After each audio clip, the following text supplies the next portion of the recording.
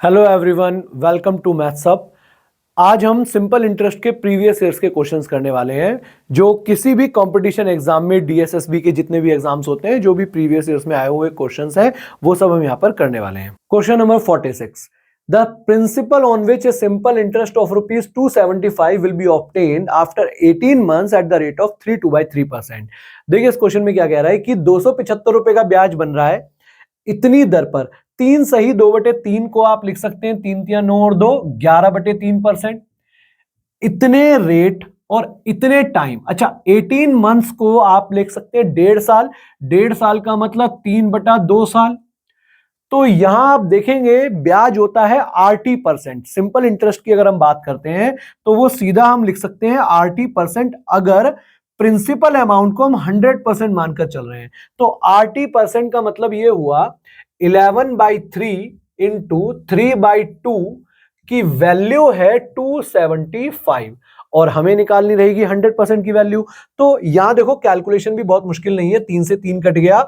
तो 100% की जब आप वैल्यू निकालेंगे तो 275 को 11/2 से तो डिवाइड करेंगे और गुणा करेंगे 100 से, तो ये 2 ऊपर चला जाएगा। चलो इसको यहां से मैं हटाकर ऊपर ही ले जाता हूं। और जब आप 11 से 275 को डिवाइड करेंगे, 11 दूनी 22, 11 पंजे 55, 25 दूनी 50, तो आंसर आ जाएगा 5,000 रुपए। क्वेश्चन का आंसर हुआ option number 3, right. Next question, question number 47, a certain sum at SI amount to rupees इतना इन 10 ईयर्स एंड इतना इन 16 ईयर्स। तो वर्बली करते हैं, देखो इस क्वेश्चन को पेन उठाने की कम से कम कोशिश करेंगे। 3,240 रुपए का ब्याज बन रहा है 16 साल में, और 2,700 रुपए का ब्याज बन रहा है 10 साल में। तो जब हम 3,240 में से 2,700 रुपए माइनस करेंगे, जो कि 540 रुपए आएगा, तो ये 540 रुपए 6 साल का ब्याज होगा। अगर 6 साल का ब्याज 540 रुपए है तो 1 साल का ब्याज बटे में 6 यानी कि 90 रुपए होगा। 90 रुपए 1 साल का ब्याज हुआ। अब 2,700 रुपए में कितने साल का ब्याज ऐड हो रहा है? 10 साल का। 1 साल का 90 रुपए, तो 10 साल का 900 रुपए, और 900 रुपए हम 2,700 में से माइनस करेंगे तो हमें प्रिंसिपल अमाउंट मिल जाएगा 1,800 रुपीज। ऑलराइट, करिए, ऐसे करना सीखो क्वेश्चंस को। बाकी अगर आपको देखना है तो मैं जल्दी से समझा देता हूं। प्रिंसिपल अमाउंट में ऐड हुआ कुछ जो कि ब्याज होगा, और वो बन गया 2,700। 2,700 में फिर कुछ ऐड हुआ, वो बन जाएगा 3,240। आप 3,240 में से ये माइनस करेंगे, 540 होगा। 540 ब्याज आएगा 6 साल का। यहां 10 साल की बात है। 6 साल का ब्याज 540, तो 1 साल का 90, 1 साल का 90 तो 10 साल का 900, और 2,700 में से 900 माइनस करेंगे तो प्रिंसिपल अमाउंट 1,800।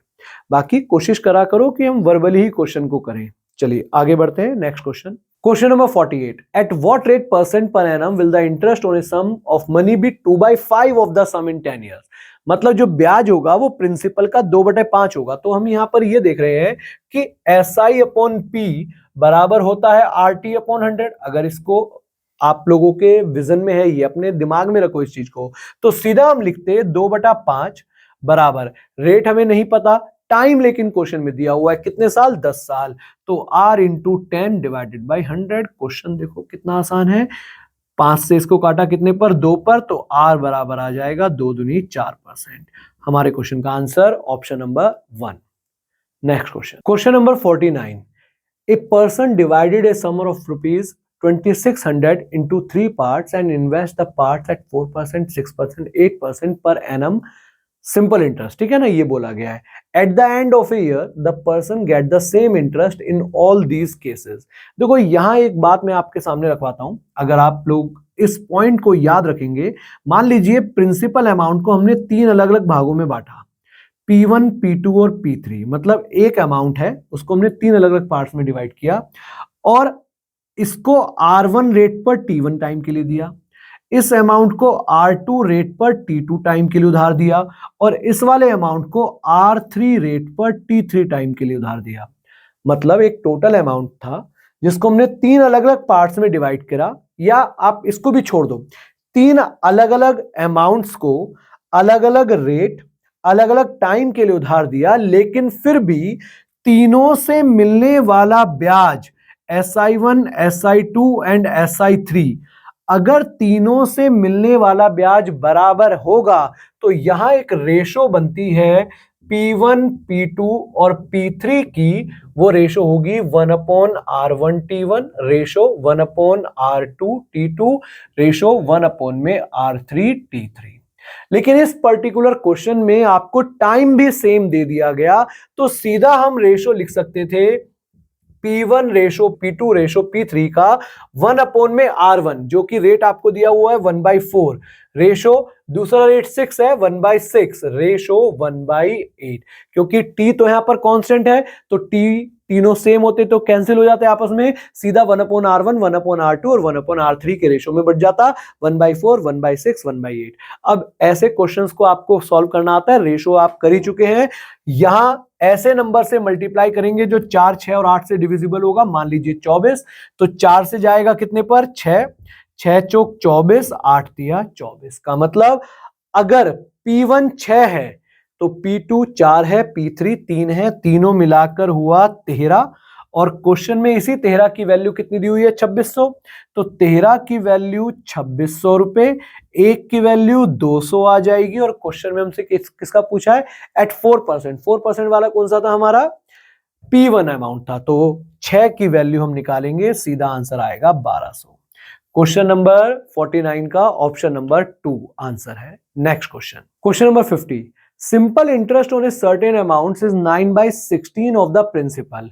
मतलब SI अपॉन P सीधा सीधा आपको 9/16 दिया हुआ है। उसके बाद उसने कहा कि if the numbers representing the rate and time are equal, मतलब R और T यहां पर बराबर है तो सीधा हम लिख सकते हैं इसको R² अपॉन में 100। और क्योंकि हमसे क्वेश्चन में टाइम पूछा गया तो R की जगह T लिख लो। भाई आपको पता है R is equal to T है और यहाँ R इंटू T होता, तो चाहे R इंटू R लिखो या T इंटू T लिखो, क्योंकि हमसे टाइम पूछा जा रहा है तो हम T लिख देते हैं, T²/100। बस यहां से T फाइंड हो जाएगा।